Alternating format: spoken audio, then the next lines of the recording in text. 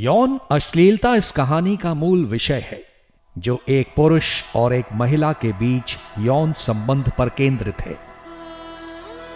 मैं कहानी को ध्यान से पढ़ने के बाद संतुष्ट हूं कि यह पाठक की नैतिकता को ठेस पहुंचाती है और यही बात इसके खिलाफ जाती है। हमारे समाज के स्थापित नैतिक मानक यह एक प्रभावशाली किशोर में अश्लील सोच को प्रोत्साहित करने के मामले में एक आग्रह पैदा करेगा। वो युवा जो सादत हसन मंटो जैसे प्रतिष्ठित लेखक के भरोसे इस कहानी को पढ़ेंगे, वो लेखक का अनुकरण करना चाहेंगे, जिसके परिणाम स्वरूप कहानी में चित्रित अश्लीलता का प्रसार होगा। उपरोक्त के मद्देनजर मैं सादत हसन मंटो को एक अश्लील लेख प्रसारित करने का दोषी मानता हूं और उन्हें भारतीय दंड संहिता की धारा 292 के तहत 3 महीने के कठोर कारावास और 300 रुपए के जुर्माने की सजा देता हूं। लाहौर के प्रथम श्रेणी मजिस्ट्रेट एएम सईद ने पाकिस्तान बनने के बाद मंटो पर अश्लीलता के लिए चलने वाले पहले केस का फैसला सुनाते हुए यह कहा था। कहानी थी ठंडा गोश्त। यह पहली बार नहीं था जब मंटो अपनी कहानियों को लेकर अदालत ले जाए गए थे। इससे पहले उनकी धुआं, बू और काली सलवार में अश्लीलता को लेकर दोष साबित हो चुके थे, लेकिन हर बार अपील करने से वो बरी हो जाते।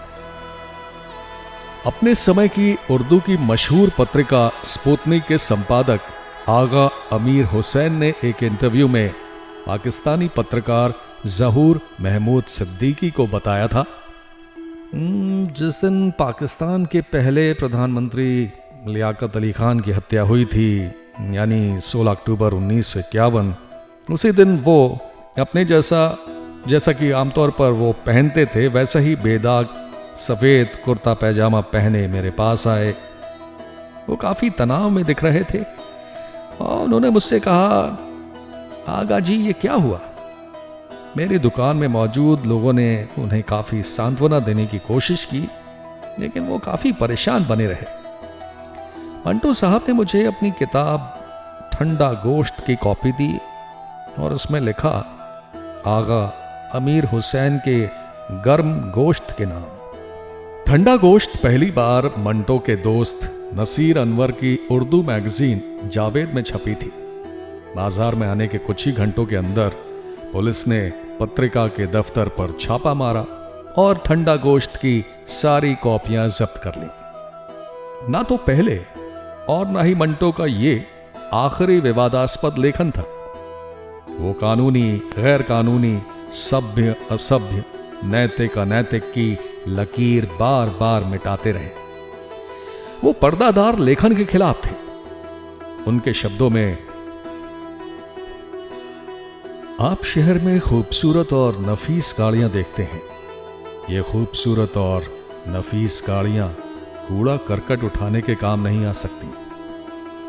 गंदगी और गलाजत उठाकर बाहर फेंकने के लिए और गाड़ियां मौजूद हैं, जिन्हें आप कम देखते हैं, और अगर देखते हैं तो फौरन अपनी नाक पर रुमाल रख लेते हैं।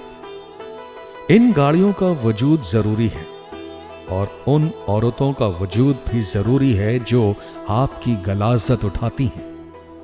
अगर ये औरतें ना होती तो हमारे गली कूचे के मर्द गलीज हरकत से भरे होते।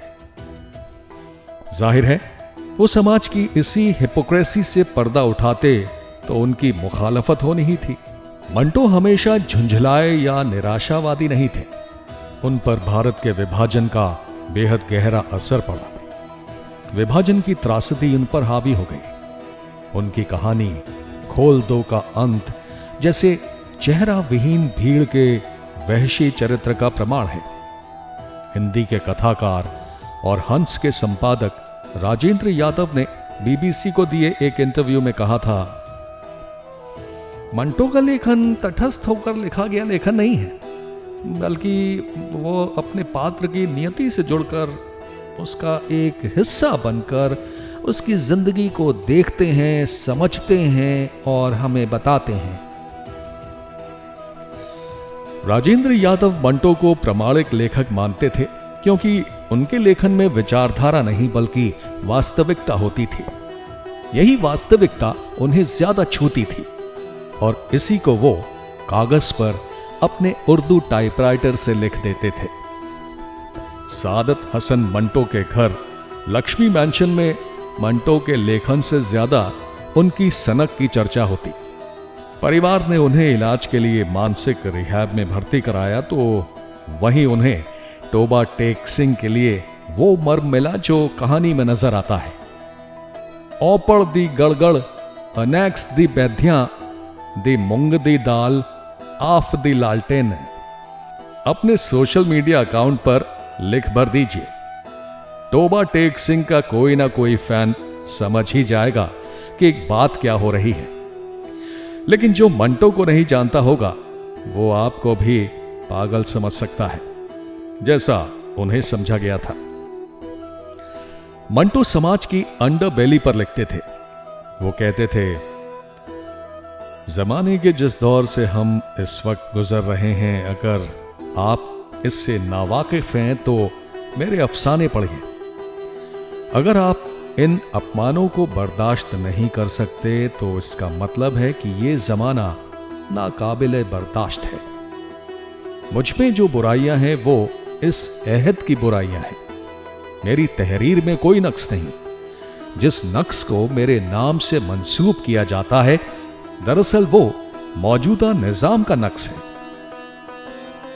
नैतिकता समाज के संपन्न वर्ग विरासत की हो सकती है, लेकिन मंटो के पास इसके लिए वक्त नहीं था। अभिनेता नवाजुद्दीन सिद्दीकी के शब्दों में वो फिल्म में इसी मंटोयत को उतारना चाहते थे। मंटो की कहानियां घावों पर मरहम नहीं लगाती, बल्कि वो उन्हें कुरेद देती हैं और कई जगह तो वो जिस्म में हथौड़े से कील भी ठोंक देती हैं। लेकिन सिर्फ 42 की उम्र में चले जाने वाले सादत हसन मंटो कभी माफी मांगते नजर नहीं आते, ना अपने किस्सों में और ना 6 किस्सों पर चलने वाले अश्लीलता के मुकदमों में।